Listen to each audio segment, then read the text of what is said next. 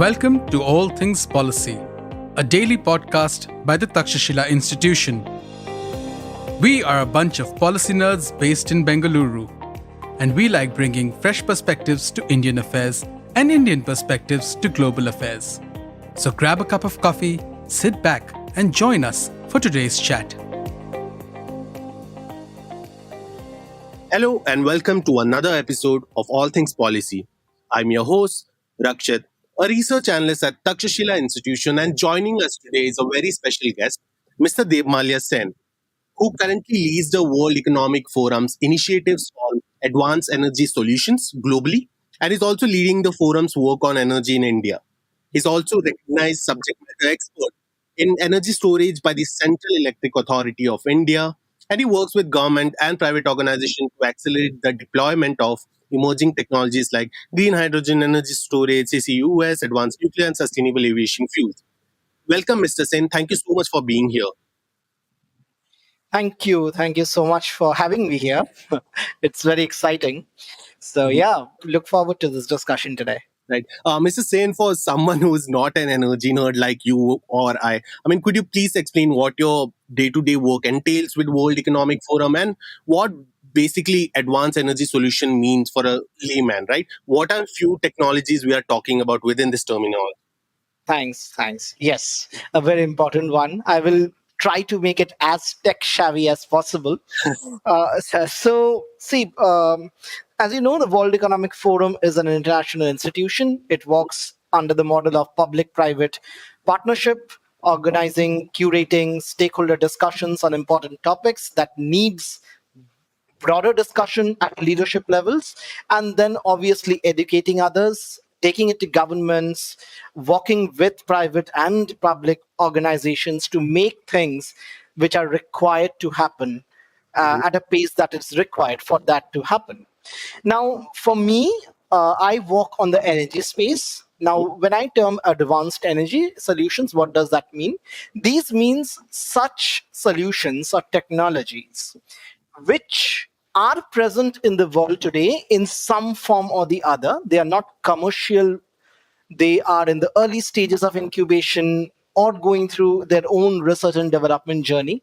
But we recognize that these technologies are critical for the world to go towards net zero, or for the world to shift from its fossil fuel dominant kind of nature towards a greener future.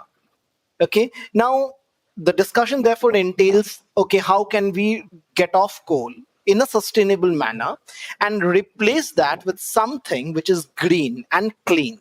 Now, which are these? As you know, today it's more about wind and solar. But the problem with wind and solar is that they are a variable resource, right? That means you can only predict how much wind or how much solar will be there tomorrow.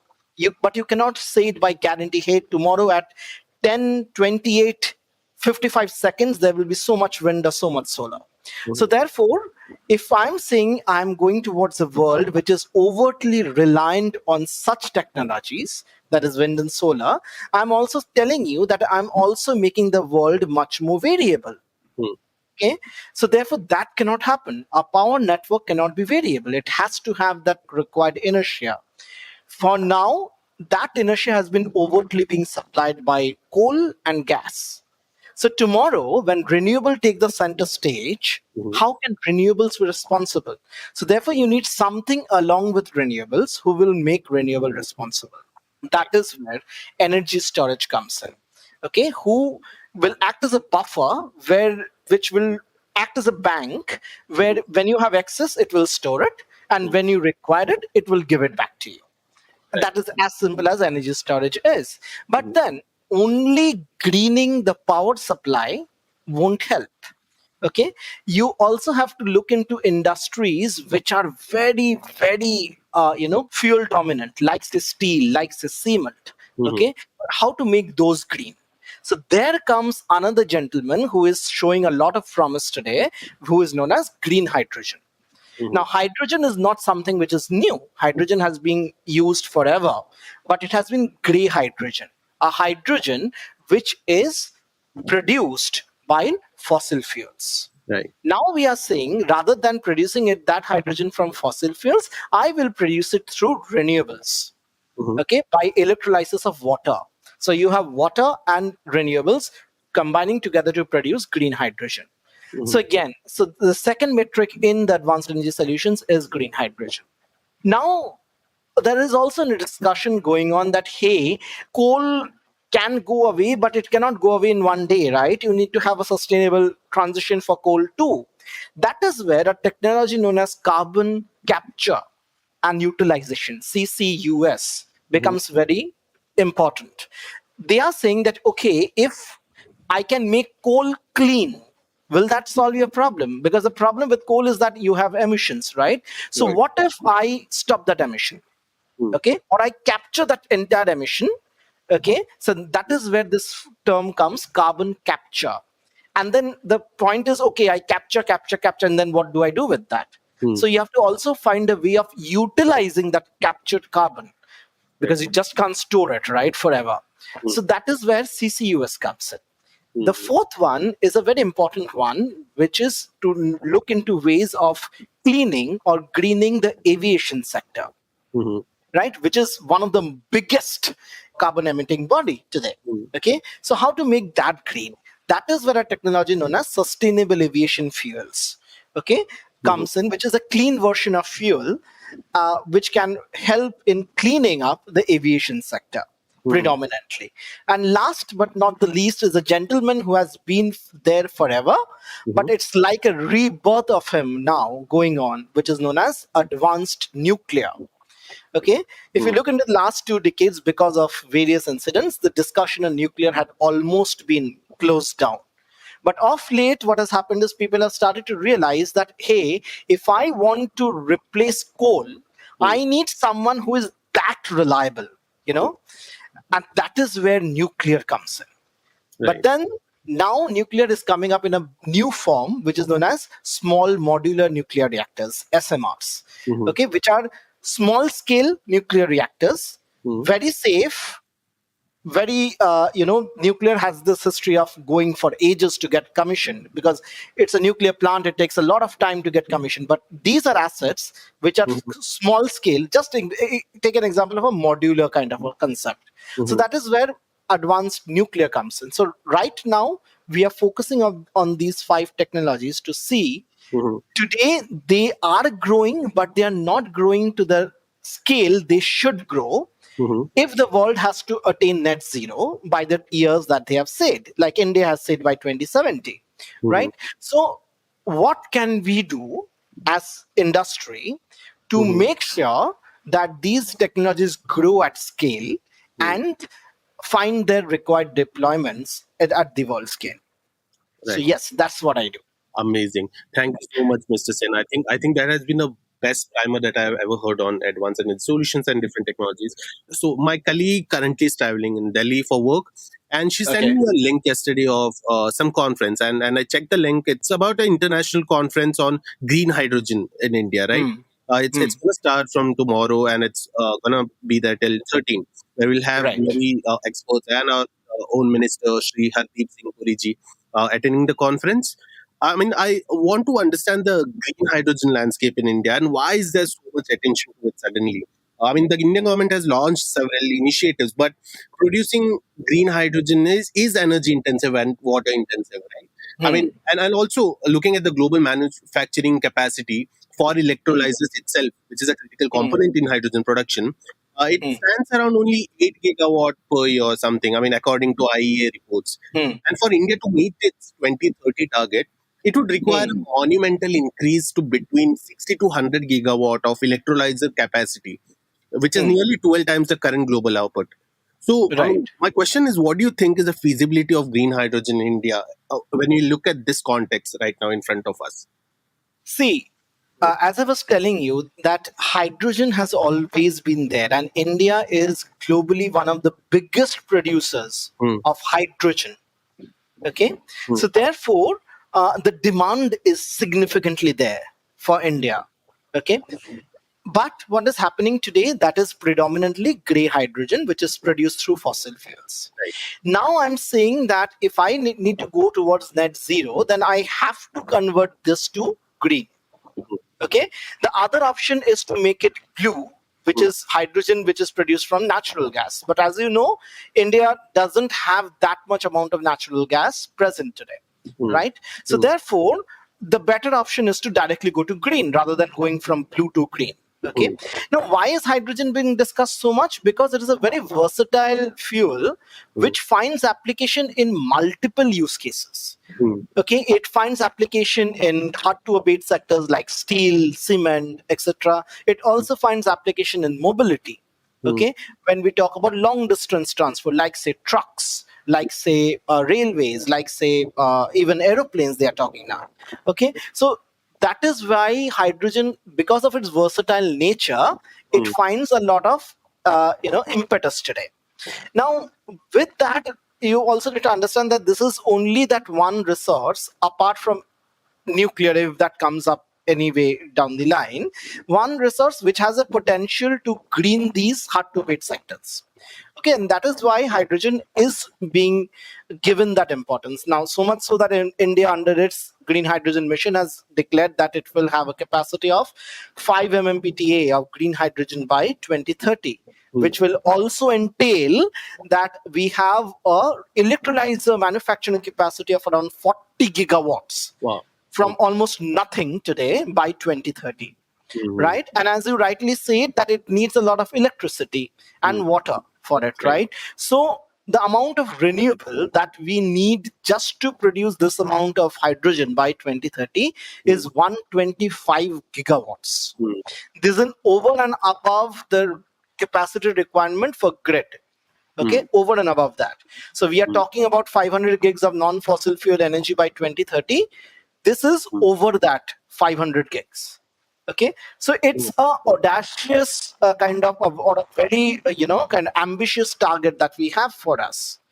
But we Mhm. also realize that if we don't do that, Mhm. then kind of we will just be delaying the energy transition roadmap that we have. And the more fearful factor there is, it's not about target, but the more fearful factor is the global temperature has been increasing at significantly higher level, and it does not look so today that we can contain it to 1.5 degrees. Mhm. So if we cannot do that, then we have been seeing consequences, right? We have been seeing a shift in temperature.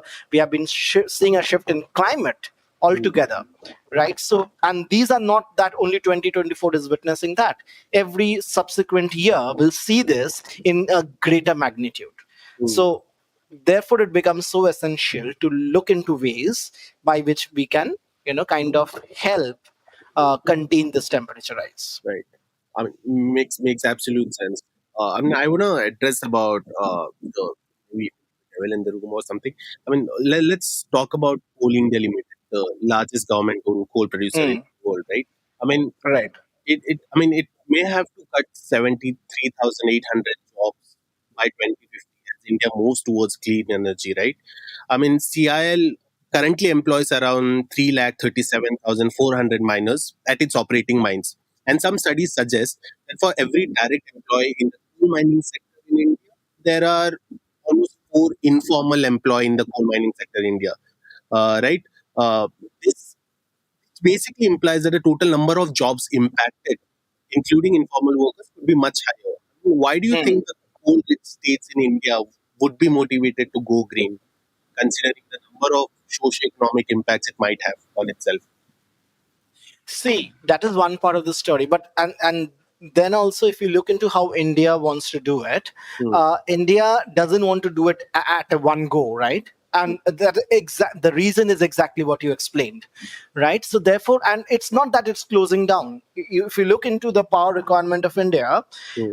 over the last 2-3 years, the rate at which India's power demand has been increasing, or peak demand has been increasing, is one of the largest in the world. Hmm. Okay, so therefore we are at a stage where when we have just started to grow in the way we should have grown over the last 10 years. Okay, so therefore the requirement of power is so much that you cannot say today that, hey, I won't be building any more coal for myself. As of today, there is a additional requirement of 80 gigawatts Wow. of coal capacity that will come online by 2031-32. So much so that this year in budget, there was also an outlay of a discussion to incentivize supercritical coal power plants. Right? So there is a requirement. Everyone understands today that there is a requirement. So coal will remain. And as also a power minister said earlier this year, that the previous power minister, that we will not be closing down on coal. We will increase coal, but we will also in parallel go big scale on renewables. Right. So that has been the way India wants to do it. Okay. Now, is it right? Is it wrong? As of today, there is no second option for you. Okay. Until we have a day where nuclear goes big scale and others happen, and you don't see a requirement of coal any longer, then we can have a discussion. But as of today, we see the way forward is coal will also go on in a very big way as it is, along with renewables going on. But the rate of increase of renewables will far outpace that of coal. So much so that by 2032, it is projected that solar will have the biggest installed capacity base in India, overtaking coal. Okay, so it is wrong to say that coal will go away. But yes, we will also need to train our manpower who is there today to these emerging techs, because not today but tomorrow coal will go away someday or the other. Okay, so this enormous manpower that we have, skilled manpower, experienced manpower, we need to retrain them. And there are multiple options which are coming up, because if green hydrogen comes up in a very big way, which it will require a lot of manpower. Okay, so and manpower is there, it's available. So if we reskill them, these manpowers can be deployed in these future requirements. Right. And I completely agree with you, Mrs. N, in this aspect. I mean, a part of my job also entails to keep track on China's energy transition and the way they have been doing it.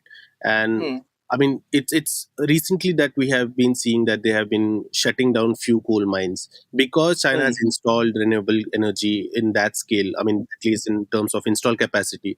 And they have done it the way you have just mentioned.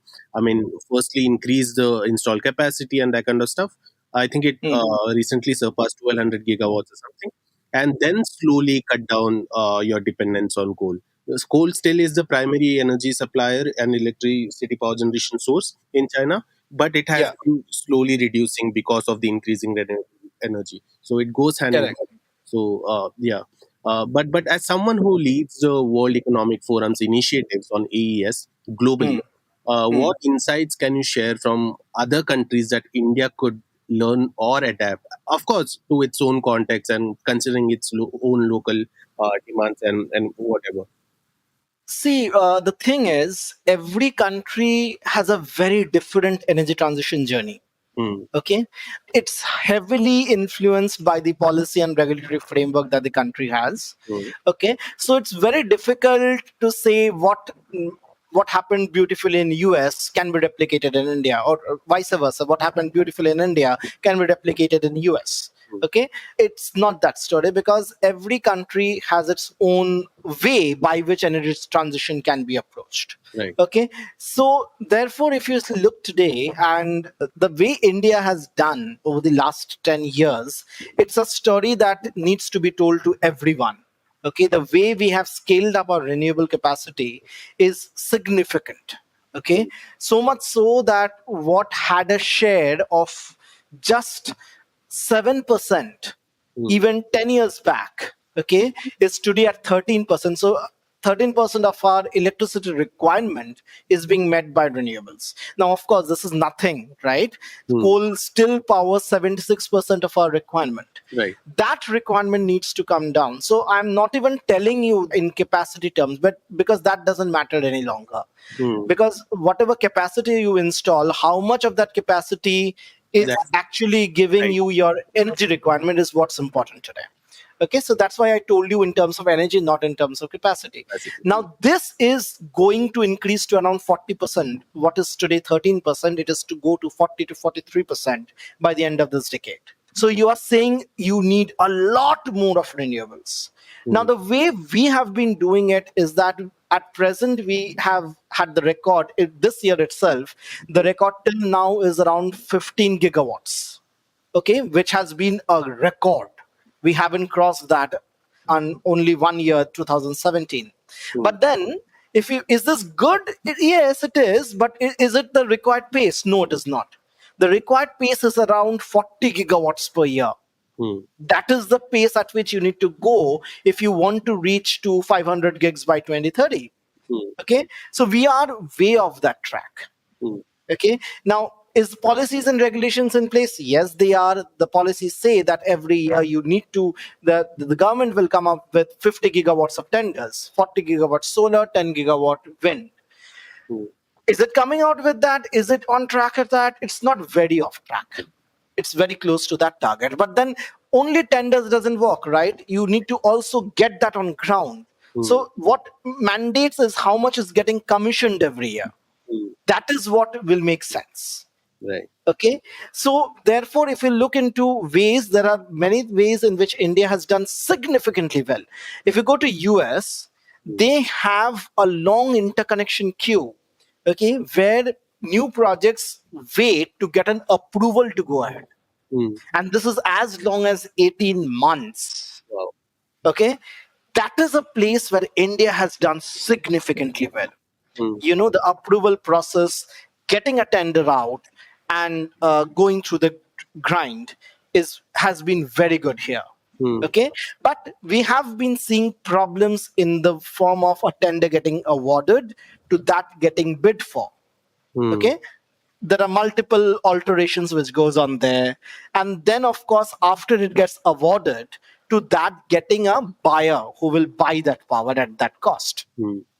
Okay, now the government has come up here to look into ways of how these can be addressed. And things have been going good. Of course, nothing can be perfect, but it has been going in a positive way. Now, if you look at China, okay, and if you look into way that it has grown, you will find that mandates worked beautifully for them. And the amount that they spend on research and development is something that the world needs to learn. I mean, credit where it's due. Okay, Right. we can criticize them as much as we want, but credit where it's due. That they started their journey on these technologies more than a decade back, Right. where the world was not even talking about them. Right. Okay, even today, when it has a majority share in all of these technologies, would you believe if I tell you that last year China's investment on R&D Mhm. was 2.5 times the global spend on R&D. Wow. Yes. We're talking about R&D on renewable energy. I'm just talking about R&D, yeah, not only renewables, but all these emerging techs. Okay. Wow. Okay, that is where China is. Hmm. Okay, now when the world was just thinking about storage, which is today one of the most developed ones amongst the all emerging techs, okay, China had already put a mandate to its developers that hey, you need to have a particular amount of storage in your renewable asset. You're mandated to do that. Okay, every project has to have 20 to 25% of storage participation with it. Now, what you're doing, you are creating a demand for yourself. Hmm. Now, once you create that demand, supply will obviously kick off. Hmm. Right? And China's approach has never been one sided, okay, let me promote demand. No. When it has promoted demand, it has equally, with same impetus, promoted supply. Right. Hmm. And that is why it is where it is today. Right? And I believe today the world is trying, but to just match up to China is difficult because this is a gentleman who is not just sitting, right? He's running even now. So, yeah. Right. And it really amazes me every time I read any action plans or, white papers. Even recently, I mean, few days back, China released China's energy transition. So, I mean, all the speculations and estimates by different platforms. I mean, we finally got the clarity on what are the exact numbers. I mean, what are the official numbers from, at least from the Hmm. party side. So Hmm. that numbers actually, I mean, were really amazing. Yeah. So, I mean, in context, I mean, you just mentioned about getting projects on the ground and making things work. I want to ask if these tenders and everything are actually being bagged only by the big guys, energies firms in India, or or really, I mean, what are the private sector's contribution basically to accelerating the development of these solutions in India? Are you also positive about the growth of India startups in this space, clean energy space, or is it only the big guys who will lead in this space? Oh no. Uh, I mean, there has been, kind of this space has been seeing a lot of startups. Mm-hmm. Wow. A lot of startups, storage, hydrogen has seen number of startups coming up here and doing really well. And there are many examples where these startups have come in, captured the market, and is going big scale today. Okay, there are examples in EV fleet category. There are examples in storage system integrators, where we have seen startups coming up and doing really well. Mm-hmm. Yeah. So I think this is an area where you will see new players, because this is an area which is itself emerging, right? Right. So it's self developing. So you will find a lot of new players in this area. I deal with advanced energy solutions as part of the forums network. We have a global shapers community, Mm-hmm. and we also have something known as technology pioneers, where we look into how emerging companies are doing work in these emerging tech areas. Mm-hmm. And just the amount of people who I talk to or who I have meetings with every day or every month is something that is very, very promising. Mm-hmm. Okay, of course, not all of them succeeds. You have failures, but then yes, there is a lot of positive intent there that we see, and that is what I'm saying. That private sector has equally stood up to the game, that Mm-hmm. yes, we are ready for it. The number of players today, so all the players who have been in the renewable space, solar or wind or whatever, over the last decade, today you will find almost all of them venturing into storage, hydrogen, all of them, because they know that this is where it will go. Okay, Mm-hmm. plain vanilla renewables will only be there. I mean, renewables will be there forever, but plain vanilla wind and solar, their growth may be numbered in coming days. So it will always be renewables plus something. Mm-hmm.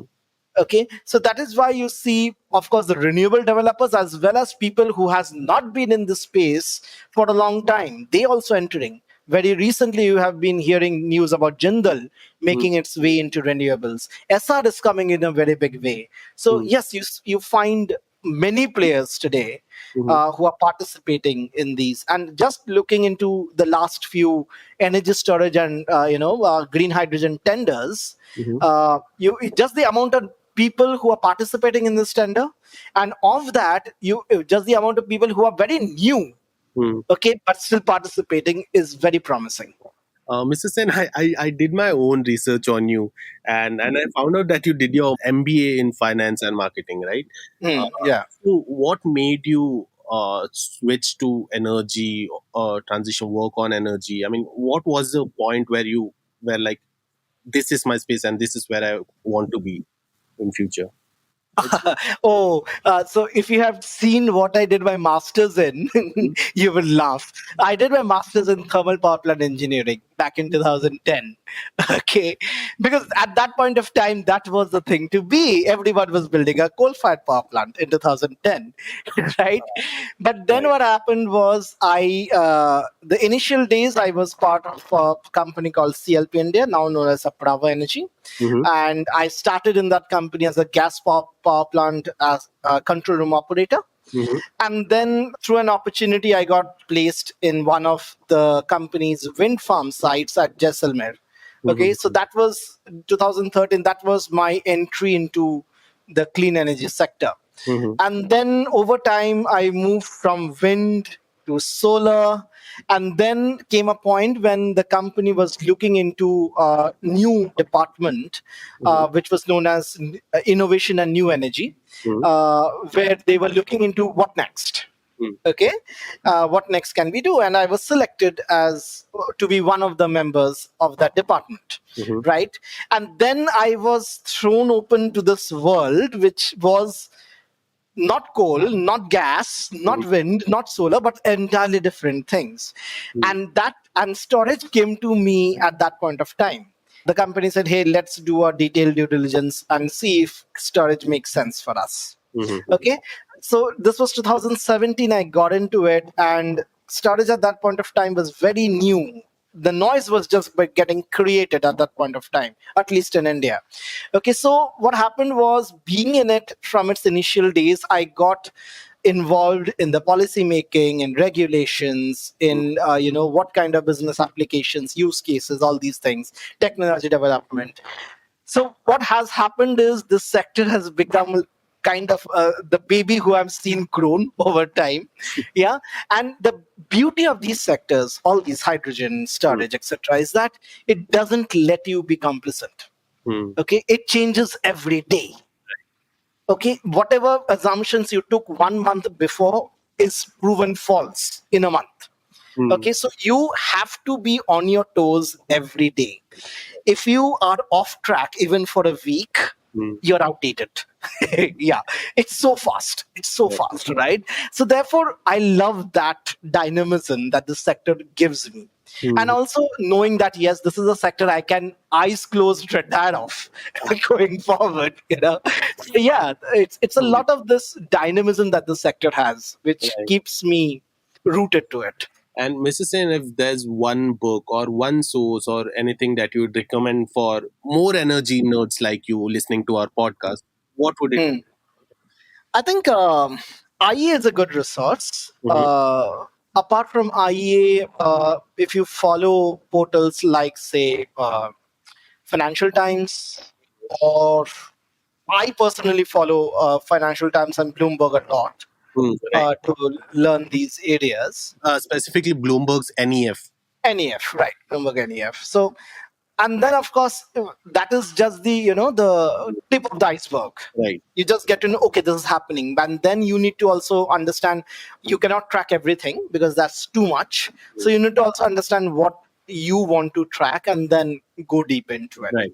So I think, yeah, Financial Times and Bloomberg is something that I follow, and of course LinkedIn. It depends what's the area of focus of that person. Yes, yes. That's very. And thank you so much, Mr. Sen, for sharing your insights and taking your time to be here with us. I really enjoyed this podcast. Thank you so much. Thank you so much. And to all our listeners, thank you so much for tuning in. See you all in the next episode of All Things Policy. If you liked our show, dive into Takshashila's research on technology, strategy, and economic affairs.